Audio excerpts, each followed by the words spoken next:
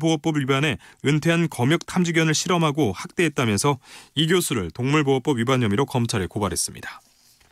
날씨입니다. 오늘은 전국 대부분 지역이 맑겠지만 강원도와 남부 산지에는 낮에 소나기가 오는 곳이 있겠습니다. 강풍주의보가 내려진 강원도 산지에는 바람이 매우 강하게 불 것으로 보여 시설물 관리에 주의합니다. 내일은 전국의 맑은 날씨가 이어지겠습니다. 서울지방 현재 기온 23도, 습도 45%입니다. KBS 제일라디오 5시 뉴스를 마칩니다. 아나운서 조충현이었습니다. 지금 시각 5시 5분입니다. KBS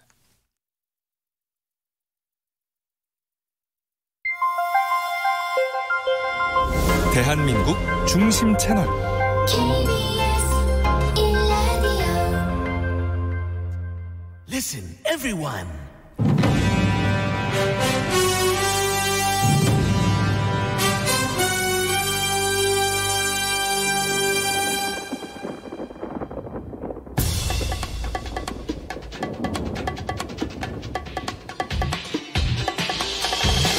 김용민 라이브.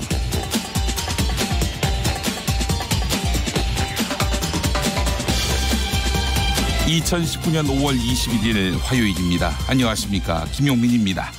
문재인 정부가 탈원전을 해서 한국전력의 적자를 크게 늘렸고 나아가 미세먼지까지 확산시키고 있다, 이런 주장 많이 들어보셨을 겁니다. 주로 자유한국당에서 하는 이야기입니다. 원전을 줄이고 석탄발전소를 늘리다 보니 미세먼지가 확산되고 있다, 이런 이야기입니다. 또 원전을 줄이다 보니 한전이 손해를 보게 됐다는 이야기입니다. 그러나 미세먼지를 막기 위해서 석탄발전소 발전 비율을 3분의 1이나 줄였고, 이 때문에 일시적으로 친환경 에너지인 LNG 에너지를 늘려서 생산했고, 그 LNG 국제 가격이 뛰어서 한전의 적자를 늘리게 했다. 이것이 사실입니다. 한마디로 탈원전 때문이 아니라는 겁니다. 더구나 문재인 정부는 탈원전을 한 적이 없습니다. 추가 신설을 허용하지 않기로 했고, 또 노후 원전의 연장 승인을 허용하지 않기로 했지만 있던 원전을 문 닫게 한 적은 없습니다. 그럼 탈원전이 아니지요. 전제를 잘못해서 내린 판단에 대해 시시비비를 가릴 이유가 있을까요? 그래서 다시 묻습니다. 탈원전은 절대악, 절대 오류일까요? 원전은 절대선, 절대 명분일까요? 탈원전이 잘못됐다는 분들, 열흘 전 전남 영광에 있고 광주 나주가 지척인 한빛 원전에서 체르노빌과 비슷한 사고가 날 뻔했다는 사실 알고 계십니까? 사고가 안 났으니까 언론에서 관심을 안 가진 면도 있습니다. 절대 있어서는 안 되지만 발생했다면 호남은 수백 년 동안, 아니죠, 그 이상 사람의 출입이 불가능한 땅이 될 뻔했습니다. 원전을 이고지고 살면서도 더 늘리자는 분들, 탈원전을 부르짖는 이들이 왜 그런 이야기를 하는지 경청하면서 안전하고도 지혜로운 공존 방법을 찾아봐야 하지 않을까요? 당신의 저녁은 아침보다 똑똑하다. 여기는 김용민 라이브입니다. 대한민국에서 가장 겸손한 스피커가 되고 싶습니다. 여러분은 지금 KBS 1라디오를 듣고 계십니다. 김용민 라이브 영상으로도 함께 하실 수 있는데요. 생방송 모습이 궁금하신 분들 어서 오시기 바라겠습니다. 유튜브 KBS 1라디오 계정, 네, 이곳에서 만나실 수 있어요. 유튜브 검색창에 KBS 1라디오 또는 김용민 라이브 검색하시면 바로 보실 수 있겠습니다. 자, 오늘 여는 말에서 말씀드린 내용과 관련해 잠시 후 잠깐 인터뷰 함께하겠습니다. 에너지 정의 행동 이현석 대표 연결합니다. 2부 속 인터뷰에서는 김현진 전국 교직원 노동조합 수석 부위원장 만나봅니다. 결성 30주년을 앞둔 전교조가 법외 노조 취소를 위한 총력전에 나섰는데 관련한 이야기 들어보겠습니다. 자, 이어지는 시간은 정치적 참견 시점인데요. 오늘은 특별한 손님 모셨습니다. 정치평론가 유재일 씨입니다. 자, 정치권 전반에 관한 이야기들, 그리고 정치 이슈들 상세히 이야기 나눠보도록 하겠습니다. 김용민 라이브 평일 오후 5시 5분에 시작해서 7시까지 오늘도 힘차게 달려보겠습니다.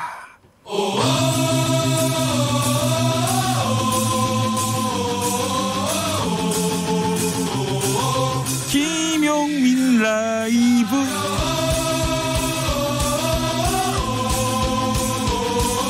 매일 오후 5시 5분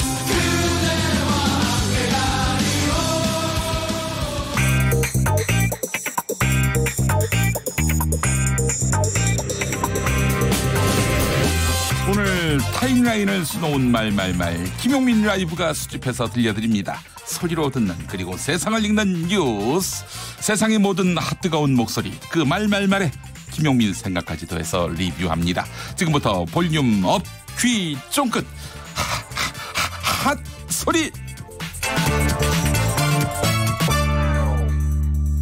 우리나라는 19살부터 선거할 수 있습니다. 그런데 OECD 36개 나라 중에 34개의 나라가 18살부터 투표할 수 있습니다.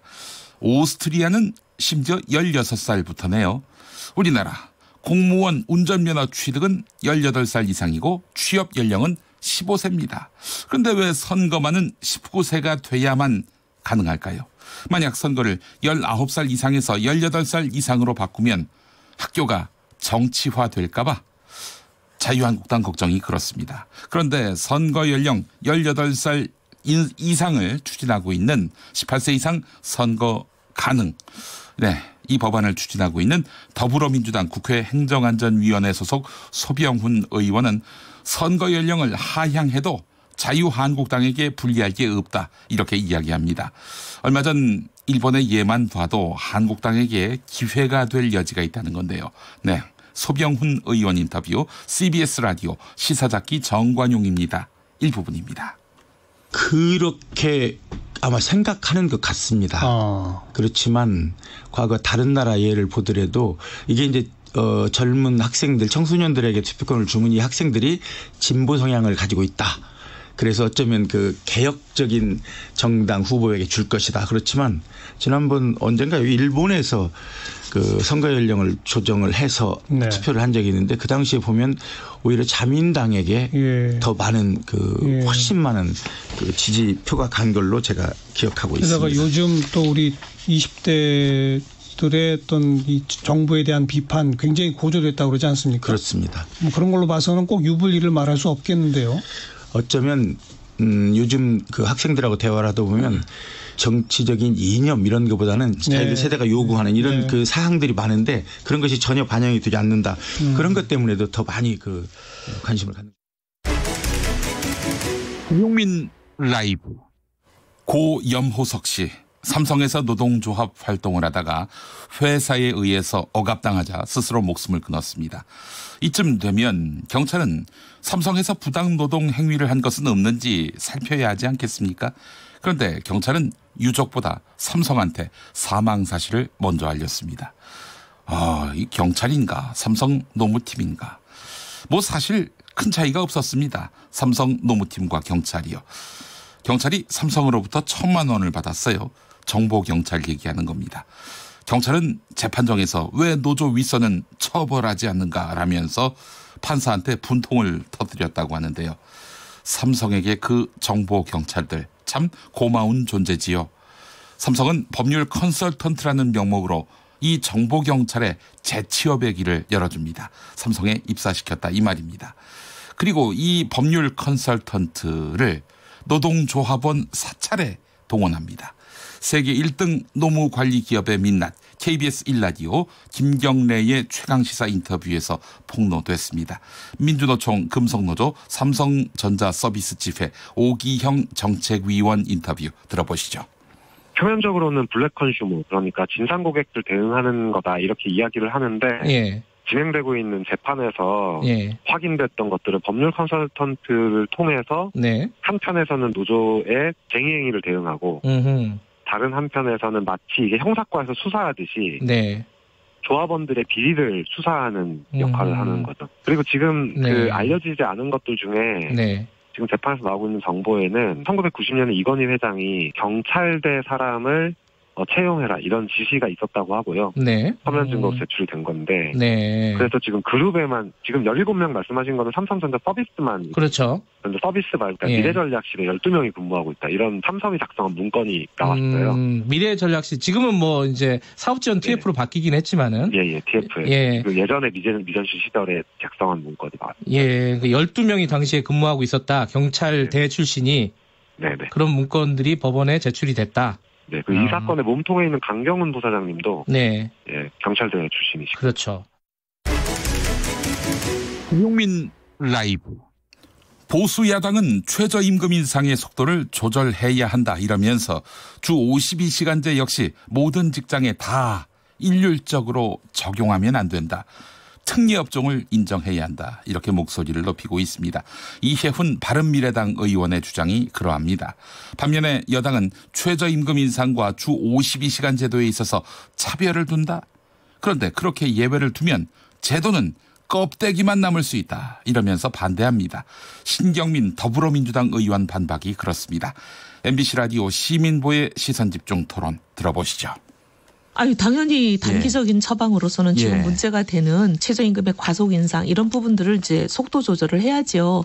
그리고 52시간 근로제 같은 예. 경우만 하더라도 특례업종을 인정을 할 수밖에 없습니다. 근데 이제 뭐 예외를 두면은 예외가 더 커지지 않냐 그러시지만 예. 사정이 다르고 입장이 다르고 여건이 다른 모든 것을 일률적인 잣대로 하는 거야말로 오히려 이게 굉장히 독재적인 발상이죠. 버스만 하더라도 예. 52시간 그 근로제 특례업종으로 원래 되어 있었는데 그 특례업종을 갑자기 인정을 안 하면서 전국적인 파업이 오는 그런 상황이 있었잖아요. 이렇게 예외를 인정하면 최저임금 그 자체가 형해화돼 버릴 수 있거든요. 52시간 문제를 또 그렇게 예외를 인정하면 결국 예외가 원칙이 돼 버리는 그런 일들이 우리 사회에 항상 있어 왔거든요. 만약에 그런 신축성이 실질적으로 큰 영향을 주지 않는다 그러면은 할 수 있죠. 만약에 형해화되지 않는다라는 확신만 쓸 수 있다면 그것도 한번 논의해 볼 수 있는 거죠. 모든 것이 최저임금이다. 모든 것이 주 52시간이다. 라고 얘기하는 데는 절대로 동의할 수 없습니다. 김용민 라이브. 법무부 산하 검찰과거사위원회가 발표한 장자연 사건 심의 결과를 놓고 조사 실무에 참여한 대검찰청 산하 과거사 진상조사단 소속 김영희 변호사가 반발하고 나섰습니다. 김영희 변호사는 발표된 심의 결과가 장자연 사건 조사팀 내 다수 의견이 묵살된 것이다. 이런 취지로 주장했습니다. 진상조사단의 사건 조사팀은 모두 6명으로 구성되어 있는데요. 김영희 변호사를 포함한 외부 위원 4명과 검사 2명입니다. 김영희 변호사에 따르면 외부 위원과 검사 사이에 장자연 씨 성폭행 피해 여부, 장자연 리스트 실제 여부 등에 대한 의견이 갈렸고, 의견 충돌을 빚었고, 그래서 보고서도 A안, B안 형태로 과거사위원회에 제출됐다는 것입니다. 채택할 권한을 갖고 있는 과거사위원회. 검사의 의견에 좀 더 힘을 실어줬다는 것이죠. 김영희 변호사가 TBS FM 김어준의 뉴스공장에 나와서 했던 말 들어보시죠. 그래서 일부 언론에서 장자연 조사팀이 내분이 있다든가 갈등이 있다는 보도는 많이 했으나 그 원인에 대해서 물어본 언론사는 한 군데도 없는데요. 가장 중요한 갈등의 원인이라고 하면 검사들은 그 부분을 수사에 못 넘기게 하려고 제가 보기에는 정말 총력전을 했습니다. 그랬는데 그거에 대해서 수사를 하기 위해서 저희가 노력하는 부분들이 외부에서는 갈등으로밖에 보도가 안 됐고 저희가 직접적으로 수사를 해야 된다라고 말하지 않았고 굉장히 합리적으로 수사 개시 여부를 검찰이 검토해달라 이런 의견이었는데도 그거조차도 막으려고 제가 보기에는 조직적 차원에서 뭔가 반대가 있지 않았나 느낄 정도로 왜냐하면 검사들이 아주 이례적으로 기자들하고 직접 인터뷰를 한다든지 그런 윤지호 씨 진술을 직접 그 보고서 내용을 유출해가면서까지 윤지호 진술에 대해서 말을 하면서 믿을 수 없다는 식으로 하면서 이건 수사를 해서는 안 된다라는 그런 보도를. 진상조사단에 속해 있던 또 다른 당사자인 조기영 전북대 법학전문대학원 교수도 CBS 라디오 김현정의 뉴스쇼에 나와서 한마디 했습니다. 수사권이 없어서 증거를 찾지 못했으니 검찰에게 의혹이 있는 것에 대해 수사해달라고 권고하는 것조차 조사단 소속 검사들이 반대했다는 겁니다. 증거가 없다면서 말이죠. 10년 전 사건이고 수사권이 없어서 조사에 한계가 있는 사건이며 조사 대상이 권력층인 사건인데 증거가 없으니 수사 못한다. 이렇게 검사들이 막아섰다는 겁니다. 조기영 교수 인터뷰 들어보시죠. 그 검사들 이야기를 바탕으로 해서 보면 기소를 할 수 있는 수준의 증거가 확보된 게 아니라면 사실 이번에 넣지 못했다라고 얘기하더라고요. 저는 그게 적절한 판단 기준이라고 생각하지는 않습니다. 기소할 수 있는 수준의 증거라는 거는 상당히 높은 수준인데요. 왜냐하면 우리나라에서 기소를 하면 99%가 유죄가 되기 때문에요. 그 정도의 기준은 엄격한 기준이고 적절하지 않다고 생각을 합니다. 그리고 보통 성범죄의 경우는 피해자 진술 하나만 가지고 기소하는 경우도 있거든요. 이 사건도 어떻게 보면 본질이 그런 사건일 수 있는데요. 그 피해자가 기록한 문서가 있음에도 불구하고 여기에 대해서 조사단이 할 수 있는 방식의 한계가 있는데 이거에서 나타난 게 충분치 않다. 이런 기준으로 판단한 거는 적절한 기준은 아니라고 봅니다. 부실사라는 것을 객관적으로 지적을 했고요. 당시 장재현 씨 소속사 대표 위증 혐의에 대해서는 수사 권고를 했습니다. 김용민 라이브. 보수 개신교 교단 연합체인 한국기독교총연합회의 대표 회장 전광훈 목사. 이분은 10수년 전 젊은 여성 신도가 자기 앞에서 속옷을 벗어야 비로소 내 성도이고 그렇지 않으면 성도가 아니라고 망언해서 그때부터 유명세를 얻었는데요. 최근 교회 설교 시간에 내년 4월 15일 국회의원 총선거에는 빨갱이 국회의원들 다 쳐내버려야 돼라고 하는 등 선거운동성 발언을 해서 지탄받고 있습니다. 어제 MBC-TV 탐사기획 스트레이트 보도인데요. 전광훈 목사는 당대표 당선 후 예방하러 온 황교안 자유한국당 대표가 자신에게 집권할 경우 장관직을 제안한 바 있다 이렇게 밝혀서 파문이 일고 있습니다. 황 대표 자신이 대통령이 된다면 장관직을 드릴 수 있다 이렇게 말했다는 겁니다. 그래서 MBC 스트레이트 팀 기자가 전광훈 목사를 찾아가서 황 대표가 장관 제의를 했는지 물어봤는데 전면 부인했습니다. 황교안 대표가 자신에게 장관직을 제안했다는 주장, 그 주장을 한 바 없다는 자기가 자기 말을 반박하는 주장 들어보시죠. 목사님 혹시 내가 대통령이면 목사님도 장관 한번 하실래요? 정말 그런 소리 하고 앉아서 정말 내가 장관 같은 거 하려고 내가 이런지 알아. 올 5일 예배 때 목사님께서 황교안 장로님께서 대통령 하시면 목사님 장관 하라고 말씀하셨다고 하셨던. 누가 그래요? 목사님이 말씀하셨어요. 아니요, 난 그런 적 없어요. 제가 들었는데요. 그런 적 없어요. 그건 미쳤지. 무슨 왜 그렇게 예배 때 본인이 말씀하셨어요? 안 해서 그런 말 안 했어요. 황교안 장로님께서 그런 적이 없다고 하셨어요. 그런 말 하면 정신병자지. 목사님 말씀하셨었는데. 안 했다니까. 그리고 김용민 라이브. 보름째 민생투쟁 대장정을 벌이고 있는 자유한국당 황교안 대표가 독재자의 후예 발언을 한 문재인 대통령을 향해서 비난의 목청을 높였습니다. 황교안 대표는 오늘 인천 자유공원 메가더 장군 동상을 찾아가서 헌화한 뒤 당원 등 200여 명 앞에서 마이크를 잡았는데요. 메가더 장군을 한껏 축혀 세우던 황교안 대표는 이 정부가 저희들을 독재자의 후예라고 하고 있어요 라면서 말을 이어갔습니다. 들어보시죠. 지금 이 정부가 저희들을 독재자의 후예라고 하고 있어요. 안 됩니다. 여러분 진짜 독재자의 후예는 김정은 아닙니까? 세습 독재자 아닙니까? 세계에서 가장 악한 독재자 아닙니까? 문재인 대통령에게 제가 요구합니다. 대통령은 무슨 대통령? 김정은에게 정말 독재자의 진짜 후예라고 말씀해 주십시오. 싸우려고 하면 타깃이 정확해야 되잖아요. 그렇죠. 진짜 독재자의 후예에게는 말 한마디도 못하니까 여기서 지금 대변인이라고 하고 있지 않습니까? 제가 왜 독재자의 후예입니까? 말도 안 됩니다! 이게 말 됩니까?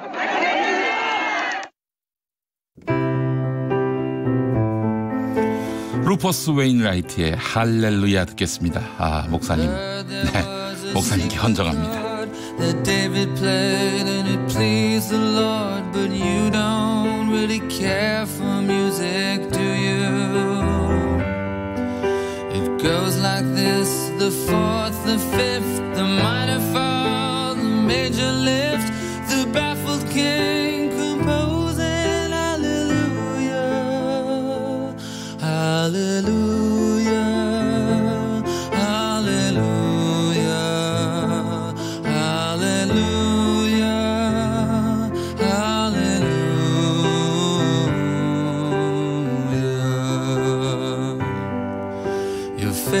was strong, but you needed proof.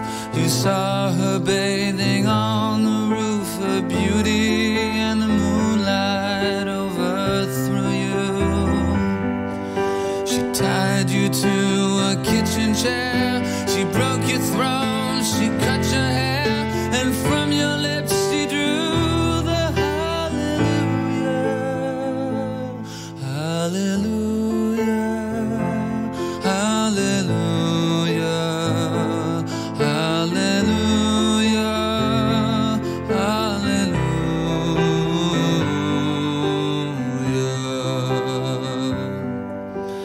Maybe I have been here before, I know this room, I've walked this floor. I used to live alone before I knew you. I've seen your flag on the marble arch. Love is not a victory march, it's a cold and it's a broken hallelujah, hallelujah, hallelujah, hallelujah, hallelujah.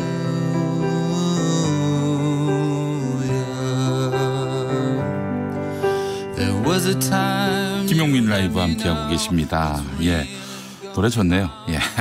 5383번 쓰시는 분 문자 보내셨어요. 삼성과 조선일보는 성역인가 봅니다. 조선일보에서의 표창장을 받은 경찰은 승진이라면서요. 청룡봉사상을 말씀하시는 것 같습니다. 참 우프입니다라고 하셨어요. 그렇죠. 검찰과 경찰이 또 법원이 절절매는 대상이라면 권력 아닙니까? 예. 또 법원, 검찰, 경찰이 그다지 절절매지 않는 사람은 또 권력이 아닌 거예요. 예. 삼성과 조선일보는 그동안 우리 사회에 권력으로서 분류되어 왔던 존재가 아닌가 싶어요. 예. 그렇지 않습니까? 근데 말이죠. 국민으로부터 한 표라도 받고 그 권력을 누리는 거라면 누가 뭐라 하겠습니까? 아니, 그것도 안 되죠. 사실은 법률에 의거해서 권력을 행사해야 되는 건데, 이건 뭐 심판받지도 않는 권력이면서 성역이 된 분들. 그분들이 아닌가 싶습니다. 그래서 참 저도 우프기 짝이 없습니다. 자, 김혜리님, 장자연 배우 사건과 관련해서 어쩜 이기도 세월호 선체 조사의 결과 보고서와 비슷한지요. 네, 진상 끝까지 가지 못했어요. 누군가 회방하는 세력이 있기 때문에 그런 것은 아닐까 하는 생각도 해보게 됩니다. 자, 두 분의 문자 잘 받았습니다. 5시 27분 지나고 있습니다. KBS 교통정보센터로 가보겠습니다. 김민희 씨. 퇴근 정체가 서서히 늘고 있는 가운데 사고 구간도 눈에 띕니다. 경부고속도로 서울 방면 동탄 분기점을 앞두고는 사고가 났는데요. 2차로를 막고 처리 작업을 하고 있어서 뒤로 오산나들목 부근부터 속도 줄여 지납니다. 더 가서는 기흥에서 수원 사이와 판교 분기점 일대, 다시 달래내곡에부터 반포까지 더딘 흐름 이어지고 있습니다. 반대 부산 쪽으로도 반포에서 서초 사이와 또 신갈 분기점에서 수원 사이로 지나는 차량들이 많고요. 더 가서 천안 휴게소 부근에서는 3차로를 막고 장애물을 처리하고 있습니다. 이후로 대전터널 부근 3차로에는 고장난 차가 서 있어서 대전나들목에서 비룡분기점 사이로 정체되고 또 옥천나들목 일대의 정체는 작업 여파입니다. 영동고속도로 인천 방면 영남권 강릉분기점에서 대관령 사이로도 작업 여파받아 정체고요. 이후로는 쭉 수월하다가 마성터널 부근 5차로에서는 고장난 차를 처리하고 있습니다. KBS 교통정보센터였습니다.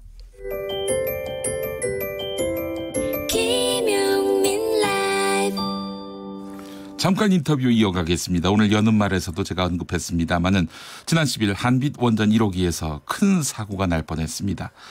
열흘 전이네요. 네, 어떤 내용인지 자세한 이야기 나눠보겠습니다. 에너지 정의행동 이현석 대표 연결돼 있습니다. 이 대표님. 네, 안녕하십니까. 네, 대표님. 우선 탈핵, 즉 탈원전을 주장하는 분들은 한빛 원전이라고 하지 않고 영광핵 발전소라고 말하더군요. 예, 전남 영광에 있어서 영광핵 발전소. 전남 영광에 있죠. 예. 근데 왜 고리는 부산 기장이라고 안 하고 월성은 경북 경주라고 안 합니까? 그렇죠. 이게 사실은 이제 월성군이나 또는 이제 고리도 예전에 있었던 지명 이름입니다. 네. 근데 사람들이 그런 지명을 잘 모르죠. 근데 이제 영광이나 울진 같은 경우는 그 지명에 미친 영향이 있다 그래가지고 그래서 이름을 좀 바꾸게 된 겁니다. 네, 그래요. 어디에 발전소가 있는지를 모르게 하는 전략 중에 한 개죠. 영광 계신 분도 그 한빛원전이 어디 있는지 모르시는 분들도 있을 거예요. 꽤 많이 있으십니다. 자, 영광 한빛원전 1호기에서 원자로 열 출력이 제한치를 초과했음에도 12시간 가까이 방치하다가 수동 정지하는 사고가 있었는데 이게 뭐가 이렇게 심각한 거예요, 이게? 소위 얘기하는 이제 폭주가 일어날 뻔했다는 겁니다. 폭주? 그러니까 계속 열 출력이 늘어난다는 것은 원래 이제 그 안에서 이제 핵 연료가 계속 핵 분열을 하지 않습니까? 그렇죠. 그것을 이제 적절하게 제어하기 위해서 제어봉이라는 것이 들락날락하면서 이제 열 출력을 제어합니다. 근데 그 제어가 안 돼서 그 제한치보다 더 많이 열이 났다는 거죠. 네. 이 상태가 계속되게 되면은 소위 얘기하는 폭주, 정말 제어가 안 되는 상태가 벌어지게 되는 거고. 이게 계속 방치되면 어떻게 되는 거예요? 과거에 이제 체르노빌 사고가 그 대표적인 예입니다. 원래 나오는 출력에 거의 1000배 가까운 출력이 동시에 되면서 그걸 견디지 못하고 터져 나와 버린 거죠. 아니 그러면은 뭐 이런 상황은 예견할 수 있는 것이고 그렇다면은 법에 의해서 이런 상황이 발생됐을 때 어떻게 대처해야 하는 것인지 매뉴얼이 있을 것 같은데요. 매뉴얼이 있습니다. 이런 상태가 되면 발전소를 일단 멈춰야 되는 겁니다. 멈춰야 되는 것. 근데 요번의 경우에는 12시간 가까이 그렇게 멈추는 작업을 하지 않고 있다가 뒤늦게 이제 발전소를 멈추게 된 거죠. 그래서 요번에 이제 이런 논란이 좀 생기게 된 겁니다. 아니 이거 뭐 사람이 없었어요? 대체 왜 그렇게 된 거예요? 그건 좀 조사를 해봐야 될 것 같습니다. 서로 좀 말이 안 맞아요. 말이 안 맞아요? 그러니까 이게 당시의 상황들에 대해서는 충분히 보고했다 하는 측과 규제하는 이제 원안이나 이쪽에서는 제대로 보고가 되지 않아서 몰랐다. 이런 얘기들이 반복되고 있어서 현재 그거는 이제 관련해서 특별사법경찰 등이 지금 조사를 하고 있으니 조사가 아마 이루어져야 될 것 같습니다. 왜 이런 일들이 벌어지게 된 것인지. 만에 하나 있어서는 안 될 일이지만 우리가 상상하기도 싫은 그런 상황이 발생한다면은 뭐 우리는 대처를 잘했다. 우리는 보고받지 못했다. 이런 식으로 논란을 벌여봐야 무슨 소용이 있겠어요. 그렇죠. 그래서 사고가 난 다음에는 아무 필요가 없는 것이고요.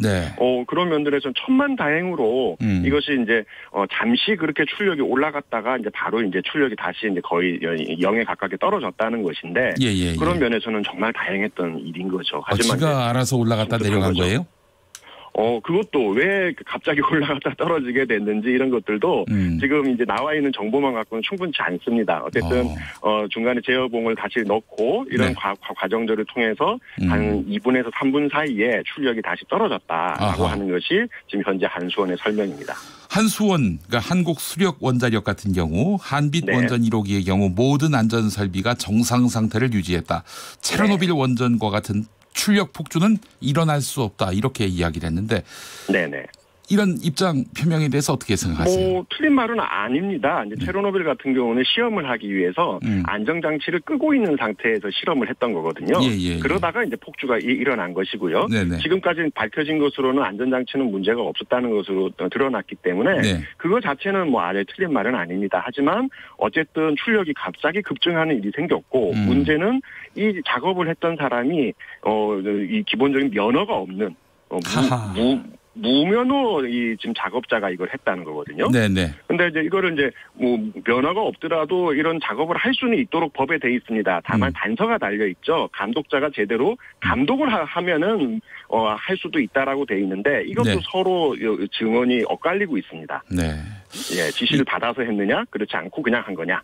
최근 일각에서 탈원전, 탈원전은 잘못된 것이다. 결국 이분들의 주장의 그 이면에는 원전을 더 증설해야 된다. 이런 주장이 담겨 있는 거 아니겠어요? 이런 탈원전 주장에 대해서는 어떻게 생각하세요? 사실 지금까지 체르노빌이나 탈원전 반대군요. 탈원전 반대 주장. 탈원전에 반대하는 거죠. 저희가 이제 탈원전을 해야 된다는 이제 주장인 거고요. 사실은 사고라는 것이 이게 굉장히 이렇게 어이없는 경우로 그동안 많이 생겨왔습니다. 체르노빌, 후쿠시마가 다 그러했고요. 이런 것들이 사실은 천만다행한 이제 아차 사고라는 표현을 전문적으로 쓰는데요. 아차 사고요? 예. 아차하고 이거를 이제 어쨌든 막을 수 있는, 당시에는 사고가 일어나지 않았던 거죠. 하지만은 이런 것들이 쌓이게 되면은 나중에 정말 큰 사고가 생길 수도 있는 거다. 이런 것이기 때문에 사실은 이제 요번 같은 이런 것들을 교훈을 놓고 봤을 때 사실 핵발전이라는 것이 안에서 일어나는 일을 국민들은 알기가 힘들지 않습니까? 네네네. 통제하기도 힘들고 그리고 이런 그 조그마한 실수에 의해서 대규모 사고가 일어날 수 있는 거기 때문에 그런 면에서는 사실은 뭐 안전장치를 보강하고 규제를 강화하는 것도 필요하겠습니다만은 근본적으로는 이제 핵발전으로부터 벗어나는 탈핵을 하는 것이 좋지 않겠느냐. 저희는 그렇게 보고 있는 거죠. 자, 그래서 사실은 탈원전을 반대하는 분들 이 사건 보고 할 말이 없겠다 이런 생각이 들었는데 할 말이 있더라고요. 정부가 탈원전 정책을 추진하는 바람에 원전 이용률과 가용 인력이 줄어서 이런 사고가 났다. 이런 구멍이 생겼다라고 말하는데 이현석 대표께서는 어떻게 보십니까? 정말 일단 기본적으로 팩트가 잘못됐고요. 이용률이 그동안 줄었던 것이 이렇게 발전소의 안전상의 문제가 있었기 때문에 발전소를 멈췄던 겁니다. 만약 그 이용률이 올라간다면 문제가 있었음에도 불구하고 발전소를 계속 돌리라는 얘기밖에 안 되는 거거든요. 그리고 실제 가용 인력이 줄지도 않았습니다. 그러니까 팩트가 잘못되었을 뿐만 아니라 오히려 이런 문제들 때문에 더 탈핵을 더 빨리 해야 되는 거 아니겠냐. 특히나 이제 지금 이제 영광이 1호기도 그렇고 노후 발전소들이 우리나라에 굉장히 많습니다. 이런 노후 발전소들부터 단계적으로 핵발전소를 줄이기 위한 그런 노력들이 더 빨리 진행되어야지 아니면은 매번 이런 뉴스들이 계속 이제 뉴스 지상에 나올 수밖에 없는 그런 상황이라고 생각합니다. 네, 알겠습니다. 잠깐 인터뷰 에너지 정의행동 이현석 대표와 함께했습니다. 오늘 말씀 잘 들었습니다. 예, 감사합니다.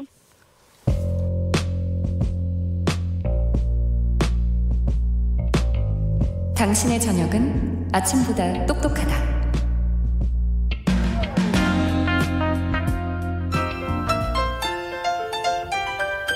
네, 여러분 안녕하십니까. 용용 엄기용입니다. 전속 리포터 석석 불러보겠습니다. 석석. 네, 석석 오창석입니다. 저는 어젯밤 호프 회동 뒷이야기를 들고 왔습니다. 어제 그 여의도 모처에서 있었던 호프 회동 말입니까?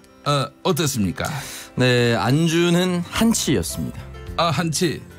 그 오징어 닮은 한치. 맞습니다. 여야 원내대표가 서로의 한치의 양보도 없는 평행선을 달렸다 이런 얘기인데요. 자세한 내용은 잠시 후 브리핑에서 전달해드리겠습니다. 뭡니까? 오늘따라 이렇게 불성실합니까? 매우 부실한데 이건 성의가 없는 거 아닙니까? 너무 무성의합니다. 왜 불러? 넌 누굽니까? 왜 날 부릅니까? 나 김무성입니다. 부르지 않았습니다. 무성의하다고 했지 언제 무성의를 불렀습니까? 이상하네. 내가 잘못 들었나? 아무튼 이렇게 불쑥 나오는 것도 다 내 마음입니다. 미세 뉴스 보세요. 오늘의 뉴스는 오늘도 지극정성을 다하는 성의 있는 뉴스. 시사평론가 김수민 씨 어서 오십시오. 반갑습니다. 오창석 씨 어서 오십시오. 네, 안녕하십니까. 반갑습니다. 자, 그래 어제 호프 회동이 있었습니다. 네. 호프 회동. 저는 사실 결실이 없을 거라고 속으로 생각을 했는데 여지 없었습니다. 그렇습니다. 근데 어쨌든 간에 사달라. 호프 잘 사주는 형님. 뭐 이런 얘기를 했기 때문에 그걸 또 피할 수가 없는 것이죠. 아니 이제 사실 자기들끼리 합의를 본다 한들 그게 추인이 안 되면 무슨 소용이 있습니까? 네, 그렇습니다. 사실은 제가 봤을 때는 3당 원내대표 참 열심히들 하시는데 뭔가 한마디 딱 했을 때 과거처럼 보스 정치 DJYS처럼 내가 결정하면은 다 따라오게 되는 이런 구조가 아닌 가운데서 원내대표란들 합의를 본들 과연 무슨 효력이 있겠는가 하는 생각이 듭니다. 일종의 오리엔테이션이었고 오리엔테이션 잘한다고 학점이 잘 나오지는 않죠. 그래서 제가 면을 트는 정도의 그 정도 수준이었다고 봐야겠죠. 이제 우리 정치가 제가 이 이야기하는 이유는 여야 합의 대화할 필요가 없다 이런 얘기가 아니라 더 이상 여야가 함께 뜻을 이루어서 자기 정치 인생을 걸고 뭔가 돌파를 하려는 뚝심이 보이질 않습니다. 기성 정치인들한테. 그래서 우리 오창석 씨가 이런 정치의 환멸을 느껴서 정계 은퇴했다는 얘기했던데 맞습니까? 맞습니다. 그래요. 최연소 정계 입문, 최연소 정계 은퇴를 선언했죠. 그렇죠. 최연소 정계 입문인가요? 그런 당시 민주당 내 당시에 그 시점에 MC대 사람들 얼마 만에 은퇴를 한 거예요? 제가 거의 한 54일 정도. 54일 정도. 네. 저는 30일 만에 은퇴를 아니 은퇴라는 것도 누가 데뷔를 해서 시간도 있고 시간을 좀 갖고 활동을 했고 네. 또 성과도 어느 정도 있는 사람이 은퇴를 선언하는 거지 뭐 하든 안 하든 별 의미가 없는 네, 주민들의 심판에 의해서 은퇴하신 분들이 은퇴라는 단어를 쓰는 건 유감스럽습니다. 네. 네. 그래요? 네. 우리 김수민 평론가도 은퇴한 걸로 알고 있는데. 네, 저는 이제 4년 동안 공직에 있었기 때문에 네. 은퇴라는 별도의 절차가 또 필요했죠. 네. 선거라는 제도를 통해 심판을 받기는 다 마찬가지예요. 네, 마찬가지인데 네. 이제 해보고 심판 받았는지 해보지 못하고 그냥 떠났는지 이 차이는 있는 것 같습니다. 자, 소식 전해 주십시오. 예. 네, 그런 호프 회동을 3당 원내대표가 가졌지만 결과는 5월 추경 예산이 물 건너가는 것으로 기결이 되고 있습니다. 6조 7천억 원 규모의 추경 정부 여당에서 제시를 해왔던 것이고 사실 IMF가 권고했던 그 추경에 비하면 좀 낮은 수준인데 주로 이제 미세먼지나 강원 산불, 포항 지진 이런 재해 후속 대책이 큰 비중을 차지를 또 했었죠. 예, 근데 이것도 이제 성과를 내지 못하면서 예결위원을 오는 29일까지 국회가 구성을 해야 됩니다. 그런데 그렇게 하지 못했기 때문에 6월로 그냥 넘어가 버리게 되었죠. 이런 극한의 대립 상황은 다음 총선까지 이어질 것이다. 결국 국민이 수습하는 수밖에 없다. 이렇게 얘기하는 평론가도 있습니다. 네. 사실. 그리고 한 가지 조금 준거를 보자면 역대의 재해복구 지원 예산 추경의 그 결과들을 보면 평균 14.5일 만에 국회를 통과를 했어요. 지금 4주일 가까이 시간을 흘려보냈기 때문에 국회 파행이 이 날짜 속에서 더 두드러지고 있죠. 예, 알겠습니다. 자, 오창석 평론가가 준비한 다음 뉴스는 뭡니까? 네, 지금 더불어민주당 당원 중심으로 서울 퀴어 퍼레이드 참여단을 모집을 하고 있습니다. 이게 정당 차원에서 공식적인 내용은 아니고요. 당원들 일부가 자발적으로 이제 모이고 있습니다. 여기에 대해서 자유한국당 민경욱 대변인이 논평을 냈는데요. 동성애 축제에 민주당 깃발이 휘날릴 예정이다라는 이야기. 그리고 과도한 노출과 노골적인 행동 그리고 선정적인 문구들이 논란이 된 내용인데 여기에 대해서 국민의 눈치를 보고 표를 의식해야 하는 박쥐 정치인은 찬성도 반대도 못하고 늘 애매모호하게 대처해왔다. 대표적인 예로 문재인 대통령이 있었다라면서 비판을 했습니다. 문재인 대통령이 왜요? 글쎄요. 여기에 대해서 여러 가지 이유를 냈는데 지난번에 그 대선 당시에 토론회에서 그 발언을 가지고 애매모호한 입장이다라고 비판을 하는 것 같습니다. 그때 동성애에 대해서 반대 입장을 드러내지 않았어요? 문재인 대통령이? 그 후에 군대 내 동성애에 반대한다는 취지였다라는 이야기를 해명을 하긴 했습니다. 네, 그래요. 퀴어 축제.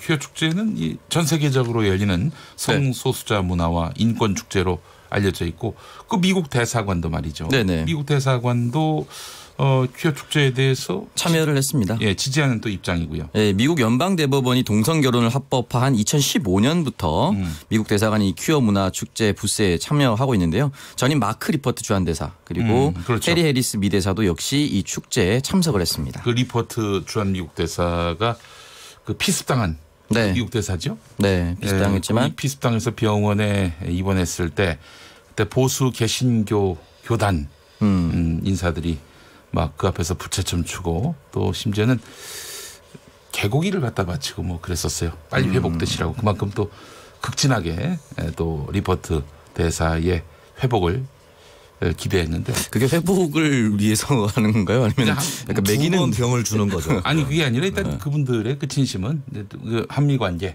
한미 관계가 혈맹 관계다 이런 점을 드러내면서 굉장한 친선의 뜻을 표시한 건데 그런 리포트 대사가 이 퀴어 축제에 참여하는 거는 굉장히 좀 당혹스러웠을 거예요. 네, 아마 부채춤 추셨던 분들 어떻게 해야 될지 모르는 그런 상황이었을 것 같습니다. 예, 알겠습니다. 피습당했지만 리포트 대사 같은 경우 한국에 대한 사랑이 굉장히 깊어서 최근에는 이제 퇴임하고 난 후에도 두산 베어즈라는 팀을 직관하기 위해서 한국을 찾기도 했습니다. 그래요? 예, 맞습니다. 그 팀의 그 오재원 선수의 굉장한 팬이라고 밝히면서 그 야구만 보러 한국에 오기도 했습니다. 아, 그렇군요. 한국은 일단 한번 와 보면은 매력에 맞을 수밖에 없는 나라예요. 네. 그래요. 그러니까 참. 근데 이거는 지금 자유한국당이 굉장히 혐오적 관점에서 성소수자를 바라보고 있는 게 아닌가 하는 생각이 듭니다. 이게 또 보수 개신교회가 또 동성애에 대해서 아주 굉장히 반대하는 정서가 있어요. 이 정서에 또 호소하는 측면도 있는 것 같고요. 어떻게 보세요? 네. 이 현상은 단순히 독재자의 후예라는 말로 표현할 수 없는 굉장히 전 세계를 휩쓸고 있는 혐오의 감정에 기반해 있는 그런 얘기고 결국에 지금 이거 퀴어 혐오 발언입니다. 어떤 상대당 그리고 적대 세력에 대해서 퀴어당이라는 표현 자체가 혐오 발언이기 때문에 글쎄요 이게 민주주의 정당으로서 바람직한 태도는 아니라고 봅니다. 뭐 반대하고 비판할 수는 있지만 이거 혐오를 해서는 안 되죠. 사실은. 네, 맞습니다. 알겠습니다. 자 바른미래당 얘기. 또 바른미래당 전문가입니다. 김수일 평론가. 이쪽으로 이제 전문성을 파기로 했어요. 판 게 아니라 그냥 있는 그대로 보면 돼요. 아, 그래요? 네. 알겠습니다. 바른미래당 내홍 어떻게 되고 있어요? 오신환 원내대표는 나하고 먼저 한잔해야 됩니다. 네, 손학규 대표가 없는 자리가 있어요. 이 자리가 원내 정책회의. 손학규 대표 의원이 아니기 때문에 또 원내 지도부는 아니죠. 이 원내 정책회의가 오늘 바른미래당에서 열렸는데요.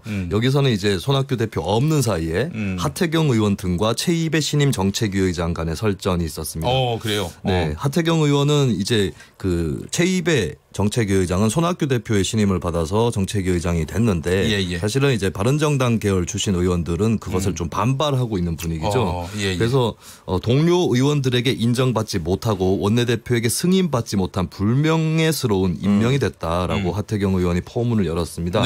그리고 이동섭 원내수석 부대표도 손 대표가 일방적으로 비민주적으로 정책위의장과 사무총장을 임명하는 건 상당히 잘못됐다라고 가세했고요. 이에 대해서 최입의 정책위의장도 추가 발언을 했습니다. 정책위의장은 당원 당규에 따라 당 대표가 임명하는 자리라면서 임명의 정당성을 강변했고요. 그리고 오신환 원내대표도 공개적인 자리는 아니었지만 여러 차례 제게 의장직 맡는 건 좋다고 말했다라고 일종의 폭로를 했어요. 그러자 오 원내대표는 제가 정책위의장의 최입의 의원이 되는 게 동의했다고 공개 발언하셨는데 사실이 아니다라고 다시 맞섰습니다. 네, 그래요. 알겠습니다. 아이고 이 당은 어떻게 된 거예요? 이쯤 되면은 같이 당하기 힘든 거 아니에요? 이것은 이제 두 가지 기로에 서 있는 거예요. 그러니까 당을 해산을 하고 뭐 각자의 갈 길을 가든지 아니면 컨센서스를 그래도 마련을 해서 하나로 가든지 이거를 분명히 결정을 해야 되는 것이고 사실 소수 정당일수록 이렇게 당을 뭐 이렇게 가르거나 혹은 지도부를 바꾸거나 이런 것 대단히 어렵다. 이런 점을 또 같이 한번 생각을 해봐야 될 것 같습니다. 네, 알겠습니다. 안철수 전 대표는 어떤 입장일지 이것도 너무 궁금해요. 뭐 현재 뚜렷하게 자신의 정견을 드러내지 않아가지고 궁금한데 말이죠. 지금 그 손학규 그 안철수계로 분류되는 분들이 갈려 있는 거 아니에요? 손학규 대표 쪽에 있기도 하고 그렇습니다. 지금 손학규 대표 반대하는 쪽에도 있고요. 네.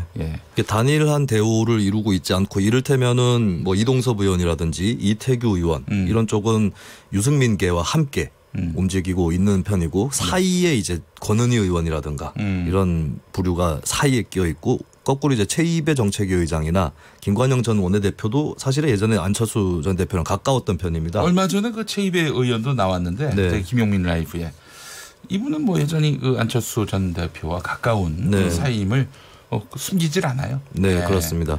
좀 약간 풀리지 않은 미스테리는 안철수 전 대표가 유승민계 쪽에 확실히 지원을 했었다면 패스트트랙이 통과가 안 될 가능성이 높았어요. 근데 그건 또 아니었는데 근데 또 지금 손학규 대표는 유승민계 플러스 알파해서 궁지에 몰려있는 이 상황이기 때문에 안 전 대표의 의중에 많은 것이 달려있을 텐데 문제는 본인이 독일에서 국내 정치하고 거리를 띄우고 있길 바라기 때문에 이건 굉장히 안개 속에 가려져 있는 그런 형국이죠. 그래요. 이런 평론을 여러분 들을 수가 없습니다. 김용민 라이브에는 들을 수가 없어요. 바른미래당의 그 앞날과 현실에 대해서는. 저는 하나만한 이야기라고 또 뭐라고 하실 줄 알았는데. 아니에요. 네, 의외였습니다. 바른미래당만 파시기 바랍니다. 네, 제가 특정 정당을 잘 판다는 것은 한국의 정당 체제 자체를 잘 꿰뚫어 보고 있다. 그렇군요. 어떤 정당에 대한 진단이 틀렸다면 다른 당에 대해서도 틀릴 공산이 매우 높다라는 것을 김용민 씨한테 지적을 해드리고 싶습니다. 바른미래당처럼 이렇게 복잡한 정당을 해석할 수 있다면 인식의 차원에서 해체할 수 있다면 그건 능력이에요.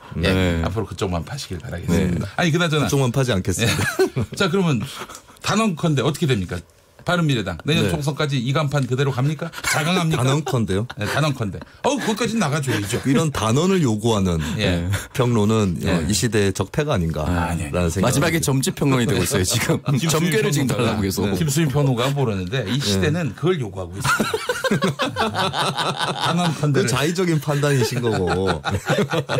근데 이런 경우 이제 상대적으로 얘기를 드리면 어떤 정당의 균열이 굉장히 뚜렷하고 뭐 1대1의 구도다 이러면 당이 오히려 깨지기가 쉬운데 네. 바른미래당은 굉장히 이제 N개의 정당이 당 안에 있다 네. 그런 구도라서 이게 깨기기도 뭐한 네, 그래서 그대로 그냥 저냥 갈 가능성이 의외로 높다. 네. 밤이할 것이다. 밤이할 것이다. 글쎄요. 근데 그 얼마 전에 자강 선언 이런 것들처럼 그대로 간다는 건데 그게 밤이 한 건지 밤이 안 한 건지 네. 헷갈리는 거죠. 예, 네. 알겠습니다. 자, 지금 우리 문자 게시판은요, 이 동성애와 관련한 의견으로 아주 판이하게 갈립니다. 3803번 쓰시는 분은 동성애는 하나님의 창조의 섭리에 절대 위반되는 것이기 때문에 허용돼서는 안 됩니다. 이런 입장이신 반면에 3629번 쓰시는 분, 동성애를 하던 양성애를 하든 이성애를 하든 그건 개인의 선택이지 왜 정치가 개입을 합니까? 또 이렇게 반론을 제기하셨고요. 그렇습니다. 유튜브에서 성난이님 동성애 축제를 하면 이걸 정상적으로 한다면은 존중할 수 있지만 극단적으로 하는 사람들이 있기 때문에 이제 굉장히 뭐랄까요? 이게 뭐 자극적이다, 선정적이다라는 그렇죠. 표현을. 왜 그 표현이 생각이 안 났을까? 예. 예, 그런 것 때문에 또 불편해하는 분들도 있고 또 그 자유의 표현이다. 뭐 이런 걸 가지고 이제 문제 삼는 건 온당치 않다 이런 지적도 있고요. 그 거대한 그 축제에 한 파편만 보고 이제 그 사람을 대표성을 띠게 한다거나 그걸로 단정해서는 안 된다고 보는 게 저는 그 퀴어 축제에서 네. 동성애를 하는 자녀를 둔 어머니가 프리허그를 하는 장면을 봤습니다. 네네. 누구나 안아주고 싶고 다 나의 자식 같다는 굉장히 감동적인 장면이었거든요. 그렇기 때문에 일각의 이 파편 때문에 그것이 또 잘못됐다, 뭐 너무 안 좋다라고 보는 것도 과한 해석이라고 생각합니다. 네, 알겠습니다. 제가 아까 자유의 표현이라고 했습니까? 네. 표현의 자유하고도 바로 이제 스텝까지 이제 반박이 들어왔어요. 이건 자유의 표현이 맞아요. 그죠. 네, 자신의 자유로움을 드러낸다라는 뜻이었기 때문에. 그런 뜻이었습니다. 그만큼 스태프들의 김용민 MC에 대한 불만이 누적돼 있었기 때문에 저것도 틀린 얘기가 아닌가 이렇게 생각을 했던 거죠. 저는 시사평론계의 손학규입니다. 만덕산 정신으로 방송 진행하도록 하겠습니다. 예. 자, 오창석 평론가. 네. 종교 관련한 뉴스예요. 예. 네, 그 문화방송 MBC 기자들이 교회 신도들에게 폭행을 당하는 일이 발생을 했습니다. 네. 네, 이 일이 이제 발생한 이유는요. 내년 총선을 겨냥해서 목회 시간에 특정 정당 지지 발언을 일삼아 와서 선거법 위반 혐의가 있는 서울의 한 교회를 취재하다가 이런 일이 발생을 했습니다. 여기 이 교회에 한국 기독교 총연합회장인 전광훈 목사가 예배 시간에 이런 말을 남겼습니다. 대한민국이 사느냐 해체되느냐 결정적인 날이 내년 4월 15일이라는 걸 나는 믿고 지금 기도를 빡세게 하고 있어. 여러분도 기도를 세게 하십시오. 그리고 내년 총선에는 빨갱이 국회의원들 다 쳐내버려야 해 등의 이제 색깔론까지 벌였다라고 나와 있습니다. 예, 그래요. 전광훈 목사. 네. 그 교회가 이제 장위동에 있는 사랑제일교회라는 교회인데 여기 담임 목사가 전광훈 목사고요. 네네. 전광훈 목사가 전도한 것 같습니다. 김문수 전 경기도지사, 김무성 전 새누리당 의원. 나도 전도했습니까? 그렇습니다. 예. 지금 자유한국당 의원이죠. 네. 김무성 의원도 지금 그 교회에 출석하고 있습니다. 예. 그래서 일단 그 영상 기자와 취재 기자들에게 신도들이 이제 달려들어서 무차별 폭력을 행사했고요. 그리고 가지고 있던 카메라까지 뺏어갔다라고 합니다. 아이고, 그럼 안 되죠. 네, 그래서 경찰이 교회 관계자들을 폭행과 재물손괴죄로 입건을 한 상태입니다. 네, 그래요. 그래서 MBC 기자회와 영상 기자회가 성명을 내고 교회를 상대로 규탄의 메시지를 내놨습니다. 네. 그 어제 그 MBC 스트레이트 보도 저희가 앞서서 잠깐 소개를 했습니다만 노골적인 정치 개입, 보수교회의 정치 개입 이것에 대한 여러 가지 우려할 만한 정황들을 MBC가 보도를 했었어요. 예. 네, 맞습니다. 종교가 전 이렇게 생각을 합니다. 뭐 MC가 이렇게 입장 표명을 하는 것은 바람직하지 않을 수도 있는데 우리나라가 이제 다종교 사회 아닙니까? 네. 뭐 기독교만 있는 건 아니고 뭐 불교도 있고요. 예. 같은 기독교인데 천주교도 있고 뭐 여타 다른 종교들도 있고요. 예. 이 종교적 그 신념을 서로 존중을 해야 되는 것입니다. 그런데 이제 자기만의 어떤 그 주장, 자기만의 어떤 논리 여기에 도취돼 가지고 이렇게 해서 사회가 서로 함께 공존하면서 살아야 되는 이런 가치에 위배되는 행동을 하게 된다면은 그 위협되는 거 아니에요? 예. 그게 사실은 종교적 신념이 이렇게 성찰되지도 않고 고양되지도 않고 또 한 사회 속에서 공동체 구성원으로서 어우러지지 않는다면은 나중에 IS가 되는 거예요. IS가 뭐 한국 개신교회가 그렇게 되리라고 생각하지는 않습니다만은 좀 많이 아쉽습니다. 이렇게 교회 안에서 폭력이 행사되는 거는 굉장히 우려스러운 일이다 이렇게 말씀을 드리고 싶고요. 예, 자 민해안수로 갑시다. 네. 아까 3당 호프 회동에 이어서 추경 예산 좌절에 대한 얘기를 했는데요. 네. 술은 원내대표가 마시고 필름은 국회가 끊겼다. 아 좋습니다. 그래요? 깔끔했어요. 야, 너무 센 게 나와서 갑자기 부담스러운 갑자기 네. 이승엽 뒤에 타석에 들어선 느낌이. 맥주를 메가로 만듭니다. 예. 그 회동이 메가만 있었고 메가리는 없었다. 국어사전에 나온 겁니다. 아, 그래 메가리가 국어사전에 나와요? 네, 나오는 단어입니다. 혹시 잘못될까 봐 찾아봤습니다. 혹시 잘못될까 봐. 잔뜩 긴장했습니다. 네. 메가리가 국어사전에 있었군요. 알겠습니다. 자, 김수민 평론가, 오창석 평론가 수고하셨습니다. 고맙습니다. 자, 김용민 라이브 1부 마치겠습니다. 6시 5분 2부에서 다시 옵니다.